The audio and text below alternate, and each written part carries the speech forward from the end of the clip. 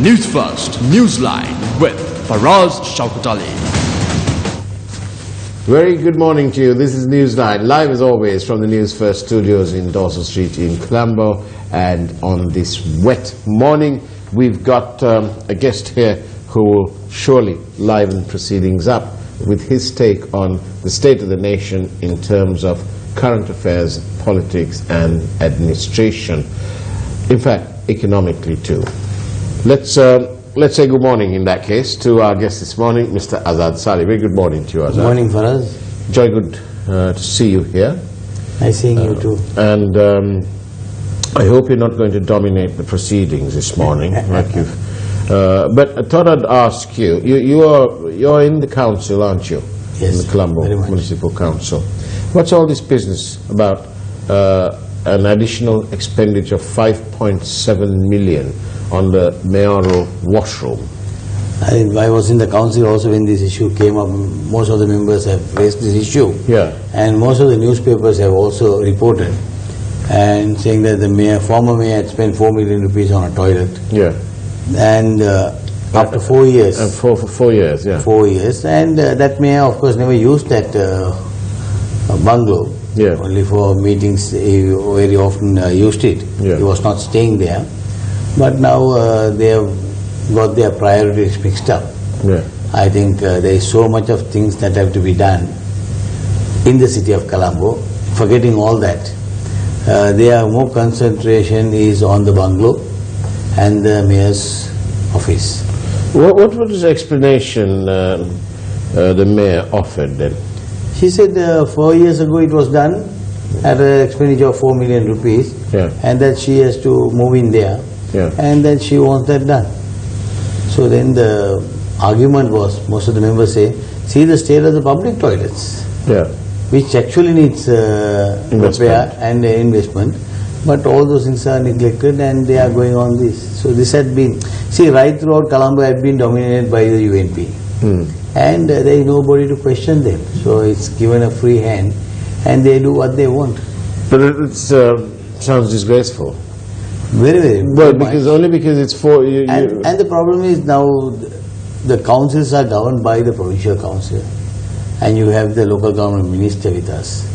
But none of these institutions are monitoring these things. Is the saddest part. I think people have got a bit blasé about spending this kind of money. They don't seem to care. I mean, if you spent 4 million 4 years ago, surely the tiles and the marble or whatever it is doesn't just crumble. Exactly, exactly.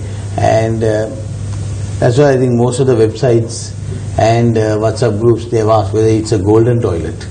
And they have put pictures of golden toilet, whether the mayor is going to use one of those things. Now that you've touched on gold, what's all this business about gold? Now we see a lot of reports in the newspapers that gold has been detected by customs. So it seems like smuggling is up. See, Faraz, Mangala Samarvera is the Minister of Finance and Mass Media. Yeah. He goes on a tour. In that 2 days, Malik Samarvera is appointed there. Right. That night, the gold taxes were just only 0.5%. Right. This was increased overnight. 0.5, that's half of 1%. Half percent. That night, Malik Samarvera issues a gazette saying that it will be 15% from tonight. Right. From that night. And now the gold price is 58,000. Yeah. And that morning is a day the Tamil community has a function every year, and that is the day they come and buy gold. I see. And C Street is full of Tamils at that day, and only 15 to 20 people are allowed to go in because such a crowd. Right. They were in queues. Yeah. But that day they were all taken by surprise. When they went there, they found the gold price was 58,000. 50 to 58,000 it has gone. 8,000 rupees more. Because of the 15% 15% tax. So we just wanted to see what this was. It was just bluntly, if you see, it was a very organized move by Malik Samarvera, allowing the so-called smugglers to smuggling gold. So this was said on the same day I said it. This was done for this purpose. And from that day onwards, if you check, if you just call customs today and see, every day millions worth of gold is being caught. Right? Right. By sea they are bringing, by flight it's coming down, and how many are being caught is a big question. Right. 100 fellows come. But what is Malik, to be fair to Mr. Samla Wickrama, what has he got to do with it? I also don't understand whether he has a set of smugglers who are doing it. If that is the case, what is the big idea? We'll have to presume that he doesn't have. We can't presume, because from the day he came in here, he has been robbing the country now. That we have been seeing now. Now see, milk food. But you have to say this with some responsibility, full responsibility. Yeah, because we have been because we are always saying, now see what I said on the first day when the gold price went up. Yeah. Up to today, if you check, first time in Sri Lanka's history, so much of gold is being caught. But to be fair, that is one of the effects of raising the taxes. You will encourage people to try and smuggle it. This is what, that is what I'm saying. If that 0.5% was there, genuine importers were importing. All the C Street guys, they were importing their own gold for their purpose. No? But today, you don't. Who is going to import? Right. Nobody is going to import because 15%. You don't need to pay that tax, because people are bringing it and giving it to your office now. Now jewelry shop, the gold is coming at the old price. Smugglers are bringing it in. This is a good case for the inland revenue to be proactive. See, we are only talking about the bribery. We are talking about the FCID. We are talking about the CID. We are talking about inland revenue. Where is the activity? Have you seen any activity in that for the last 3 years? No. They want to file a case against somebody. If a big man calls and says, do it, and it's been done. Right? Even Mahinda Rajapaksa is saying, no? Mahinda Rajapaksa is saying how when the president started attacking Ranil, Ranil was very calm and quiet. He planned it out so well, and he caught the president's chief of staff and the chairman timber corporation. This is what Mahinda Rajapaksa said on TV openly. Right? So these two are fighting. This is what he is trying to say. So the fox is now waiting to capture something. So issues over issues. Shall I just ask you the obvious and blunt question? Who's the fox? Mahinda Rajapaksa is the fox. Right. Anyway, coming to the other question of gas and milk food. Right? When I gave the working to the president last week, after he came back, he accepted that the total cost on arrival is only 370 rupees. For the milk food. That's the powder milk. How many, what's the weight? 1 kilo. 1 kilo. Okay. Right? Then 115 rupees comes as duty. 115? 115. Yeah. So that is added into that. Sold at 880 rupees a kilo. Wow. That's only 485. Right. Then what happened was, this increase was asked. 75 rupees increase on a kilo was asked, and the Consumer Authority said, very sorry, in the last 6 months companies have made so much of profit on milk food, neither the milk food prices have gone up in the world market. Right. If there is an increase in the world market, you can ask for it. If there is a duty component that is coming in, you can ask for it. Right? If the dollar is appreciated, you can ask for it. But when they checked, they found that the company was performing so well and so much of profit was made, they bluntly refused. It's in writing. Then they threatened the Consumer Authority that we will not clear anything that has already come to the customs, and you are going to have a scarcity. So now we have to go by all these threats in this country. Isn't that a gas company chairman threatens the Consumer Authority that I will kill you? But Mr. Salley, isn't it a case like this, that this is part of the free and open economy that we live in? That is why I saw an interview with Jayanta Dharmadasa the other day. Jayanta was saying, everybody is on the street asking for something. Only the business community has still not come down. So very soon we are also going to come to the streets. So where are we heading for? Right?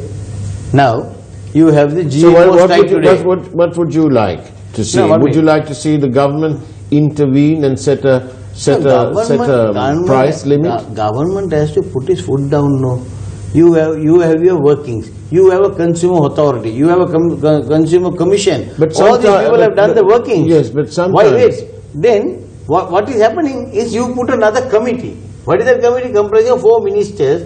Cost of living committee. Right. Then you have the president's economic committee. Yeah. Then now, whose idea is all these committees? It was again Malik Samari's. Right. He calls the secretary and tells them this increase must be given. Right? Another guy calls and says, yes, you must give this. If not, the fish export will be affected. The New Zealand ambassador comes and tells us, nothing doing, you have to give this increase. So, my question is not all that for us. Why are we not going into fresh milk? But surely, why can't now India? Just a minute, Mr. Salley. Surely, you can't have me believe that the New Zealand ambassador would be so forceful in his. This is our problem too. This is my question also. I can't believe that the ambassador would come and say such. We are a country that takes in all the junk. Yeah. Tell me where in the world this powder milk is taken? Now India, our closest neighbor, they have enough and more fresh milk. Can't we have our own farm and provide with fresh milk to our people? One of our investigative reporters was telling me that he's got a story which we will be breaking during the coming week. That even although at great cost, various very special cows, a breed of cows was imported. Yeah, at millions and millions of dollars. Half of them have died, and there are some sort of disease and so on. And I said, what about the quarantine? He said, what quarantine? Nothing.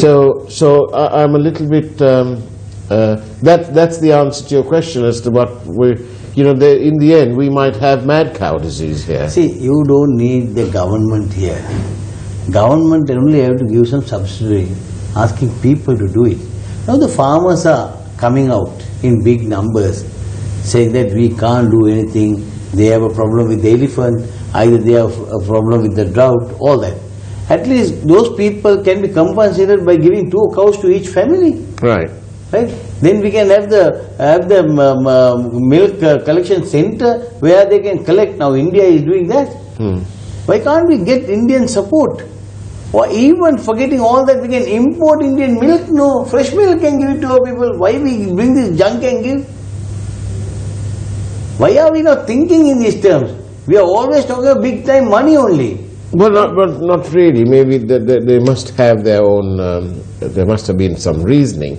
What is the reasoning? Now you have to justify before the consumer authority. Yeah. If you want the increase, you ask for 75 rupees. The committee, cost of living committee, is approving 50 rupees. Okay. Even if you want to give the 50 rupees for us, very simple is you should reduce the duty. Now this is what I find. This is what I find anomalous in this coalition government. One, for example, where the Prime Minister says, and his economic team, including the Governor of the Central Bank, says, and the Finance Minister also agrees, that the rate of exchange must find its own level. And therefore, the sliding rupee dollar is of keeping in line with their economic policy. During the bond matter, the Prime Minister said the same thing, that they didn't want to fix the rate, they wanted the rate to find a floating rate to find its own level. Now that's a different economic policy. In fact, he said this in court. He's maintained this as some sort of justification of the high rate that was awarded to perpetual treasuries. Okay? Now then, that is an economic policy that the United National Party have been following since '77. That is what they would like to see. But now they are in a coalition government. We have one party that is not committed to selling the family silver, for example, and on the other party that is, because their economic policy is different, right? They believe in this whole business of an open economy to the full extreme, without government intervention. But here, now you're saying this about the milk powder and the prices that. So on the one side you want intervention, and the other side you say, well, we don't want intervention. See, all what we are asking is, today you came into governance as a coalition partners only to have good governance, right? But did we see good governance in the last 3 years? Is everything that you have created as independent, is it independent today? Yeah. Though we see the police commission is there, you see the judiciary commission is there, all these things are happening. Yeah. And do you think that actually these things are implemented and we see results? No. Right? We don't see these things happening. What we are asking is, really let the people think that these things are independent. Yeah, but no, I've just got a message from a viewer. I think you had better clarify that the whole of C Street is not smuggling gold. You might not be able to enter C Street. No, you see, this is a problem. No? When the person who has sent this message to you, you don't understand what we said. Right. We are only saying, when there is an increase of 15%, why should anybody import? Because the smugglers are bringing it there. Yes. Because, but if we respect the law, then we must pay. Okay, now Faraz, you come and sell gold to me. Yeah. This is what happens now. Everybody buys it. They don't need to import gold and they don't need to pay the tax when things are coming into your doorstep. Right? But how it is coming is my question. No. Why I am trying to say this is not because of State Street, no. Not because of State Street bringing it down. Right. What I am saying, the government policy. Government policy from 0.5%. When Ravi Karnanak was the minister, it was 0.5%. This 0.5% was made to 15%. Why? Right. For what? Because the government is running out of money. So, now you take that 15%. Are you getting the 15% benefit is my question. Yes, no. That's a valid That's question. the most important question here. If you are getting the 15%, okay. Now, world market also the price is not that. Right? Nowhere in the world there is 15% tax on gold. But in Sri Lanka we have done it. For what reason? Nobody knows.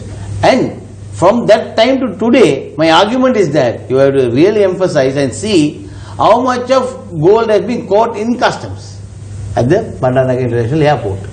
Now, if they have, this is a story for you today.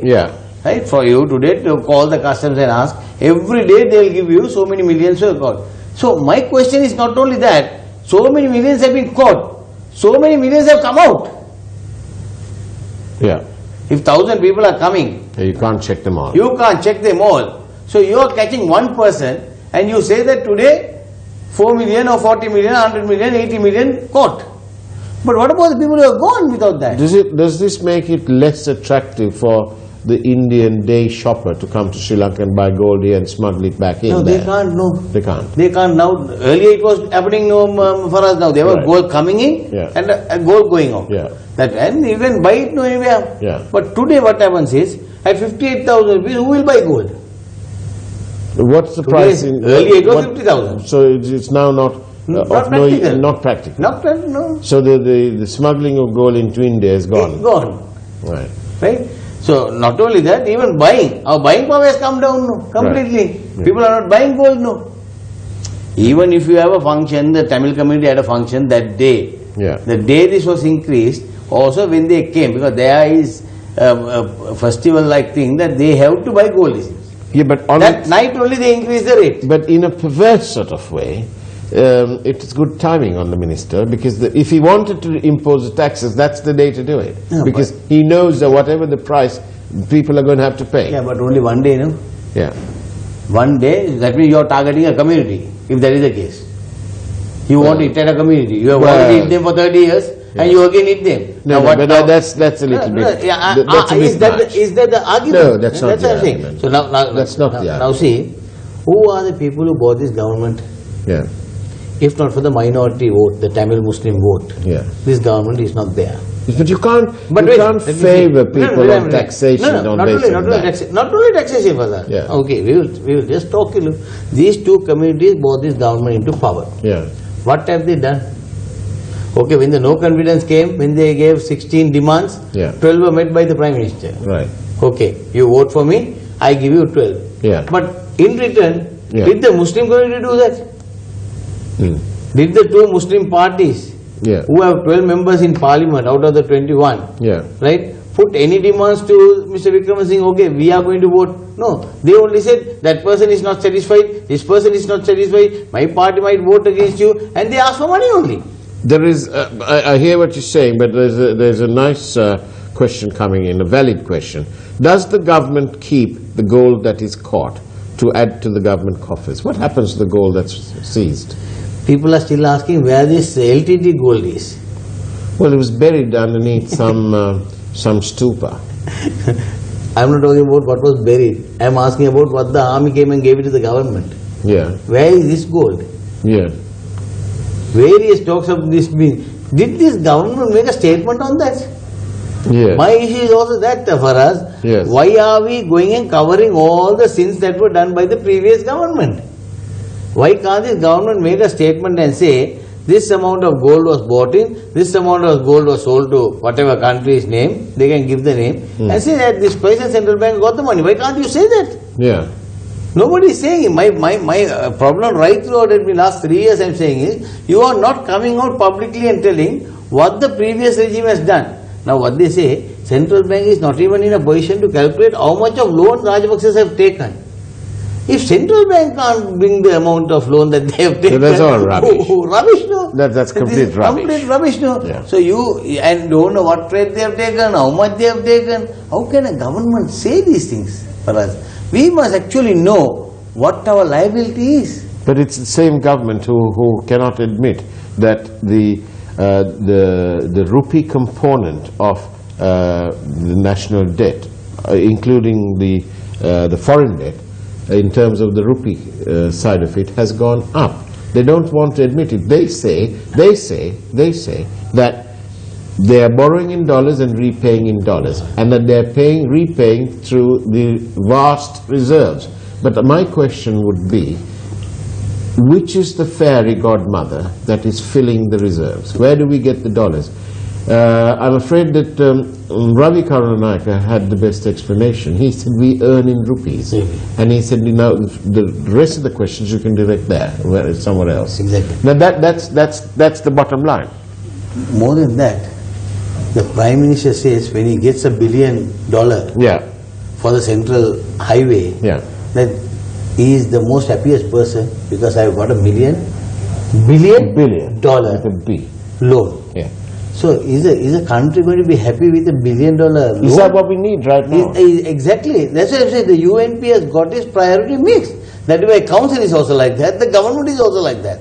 They don't know what they should be doing, and just taking $1 billion for a highway. What about the compensation that are to be paid to the people who they have gone and acquired their lands? Those people are still suffering, demanding, demonstration. Can we, the people, get you to do a quick exercise? And the next time you come on the show, could you bring the details with you? Definitely. You see the 5.7 million spent on the washroom. Could you get the exact details? Yeah, definitely. How many square feet and what was the scope of work? Could you get those details and come back here? Because that is reflective of this mismanagement that is carrying on right from day one. No, it's not a question of mismanagement, Faraz. Over and over again I'm saying, the UNP has got their priorities mixed up, that's all. Well, somebody says that you're now talking sense and previously you weren't. They can say anything what they want. It's their privilege. Right. Allocate you.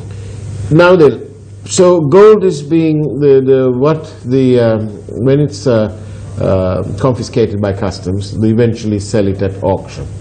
See, and that's an icon. Now yesterday I was at a place. They were telling me about things that are caught in customs or confiscated, and they are sent to various places for storage. They are now this sandalwood, right? Those type of things, valuable things, right? That is sent. So that are taken in kilos. That same thing is sent out, and normal wood is replaced, and that is going for auction. Now this is why in this country most of the drugs that are bought becomes rekudu. In this country only all these things happen. First day you have headline news, 21 kilos of heroin caught. After 1 year, a fellow who should be sent for death sentence is coming out. So you ask him, this 21 kilo man is coming out, how? No sir, he never bought heroin, no. He bought just likudu. This is the state of affairs in this country. So where is justice going to be meted out? To whom will justice be meted out? People are individually targeted. If you see learned people, honest people, they have no place in this country. The other thing, somebody said this yesterday, and I thought I'd better mention it on air, that, you know, the doctors, the GMOA, they strike at the drop of a hat, they protest at the drop of a hat. The three-wheel drivers is the same, the transporters, the public the bus operators is the same. But somebody said, who is going to protest for the silent middle class? They're not likely to stand at Lipton Circus and scream their head off. But they are suffering silently with this rising cost of living. Everything, from the telephone bill to everything else, has gone up and up and up. You know, we pay so much for our data, which is a crying shame. Because data has driven knowledge amongst our people, and it has helped. The digital divide is very close by. And the free Wi-Fi has still not come. And the free Wi-Fi has not come. That's another nonsensical rubbish from the people. I don't know from where they think that they can fool the people. It's better to buy a 100 rupee package from one of the operators and use it for your data, rather than try and get a connection from. As you mentioned about the GMO strike, yesterday 8 o'clock to today 8 o'clock. Yeah. I always said, Ballage veri buruwa karno. Ballage veri buruwa karno. As you told, tell me one day the GMO has protested, there is no drugs in some hospital. Tell me one day, there is no good food given to the patients, there is no good medicine given to the patient. These are the shortcomings in the health sector. Have they ever protested? That's right. They don't do it. You got a very valid point. They don't do what they should be doing. They are talking about Saitam. Even after Saitam is taken over and put to the Kotalaval Academy, even that is not a solution to them. But that seems to me to be the state of the nation. Now, very quickly, because there's only a minute go now. Very quickly, what's going to happen politically? Will this coalition carry on? Who will be the next president? Will there be another president? Quickly. There is a media institution trying to promote a candidate called Gotabaya Rajapaksa. Right. Now they had a big function for him, 2,000 people participated. Most of the business committee has gone there. Right. He is talking of a vision 2030. Yeah. In 2030, China is going to be that, India is going to be this, what is Sri Lanka going to be? So he is going to compare Sri Lanka there and bring us to that level. Yeah. And he also says that we are Adarshavat Paulak. Right? There is no other family in the country that is like Rajapaksas. On that note, we're going to have to hand it all back to the control room. So now the whole country knows who these Rajapaksas are. There's nothing for anybody to say who these people are. So what you're saying is, your answer is that this is going to fuel debate. The beauty is, John Selviratna proposes, Gota is the candidate. Pavitra says, Basil is the candidate. Dila says, not these two, Chamal will be the best. But up to today, nobody has said, all three are bad. My father is also bad. Namal is the best. Thank you very much, Azaath Salley, for being on Newsline. That's the way it was on Newsline today. Take care. Have a great weekend, and God bless.